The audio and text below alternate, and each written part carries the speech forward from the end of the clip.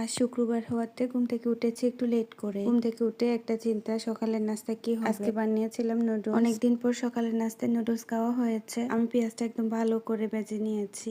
Tomato, গাজর আর কাঁচামরিচ ফালি সাথে ডিম দিয়ে ভালো করে ভেজে নিয়েছি। আমি আজকে লম্বা নুডলসটা করে নিয়েছিলাম, যেটা ছোটবেলা আমরা অনেক খেয়েছি। এখন তো অনেক ধরনের নুডলস বের হয়েছে, তারপরে আমার এটা বেশি ভালো লাগে খেতে। নাস্তা করে নিয়েছি, এরপরে চা বানিয়েছিলাম। সকালে নাস্তা করার পর চাটা অবশ্যই খেতে হয়। চা খাওয়ার পর ঘরটা গুছিয়ে বাচ্চাদেরকে পড়িয়েছি। এর মধ্যে দেখে আজান দিয়ে দিচ্ছে, তাই তাড়াতাড়ি করে রান্না বসিয়ে দিয়েছি। প্রথমে ডাল আর ভাত বসিয়ে দিয়েছি, এরপর করেছি লইট্টা ফ্রাই। একটু হলুদের গুঁড়া, একটু মরিচের গুঁড়া আর লবণ দিয়ে ভালো করে মেখে নিয়েছি। এরপর ভাজার জন্য নিয়েছি ময়দা, কর্নফ্লাওয়ার, মরিচের গুঁড়া, একটু লবণ। এরপর মাছগুলো ময়দার মধ্যে এপিট ওপিট লাগিয়ে এক এক করে তেলে দিয়েছি। ময়দার সাথে যদি কর্নফ্লাওয়ার দেওয়া হয় একদম মুচমুচে হয়। যখন কর্নফ্লাওয়ার দেখেন না তখন আমি চালের গুঁড়া অ্যাড করি, এতে মাছগুলো অনেক বেশি মুচমুচে হয়। এরপর পাশের চুলায় অল্প করে মাছ রান্না বসিয়ে দিয়েছি। এমনিতে অনেক গরম পড়ছে, তার উপর রান্না করে ঢুকলে অনেক বেশি গরম লাগে। রান্না বসিয়ে দিয়ে ঠান্ডা ঠান্ডা এক গ্লাস তরমুজের শরবত খেলাম।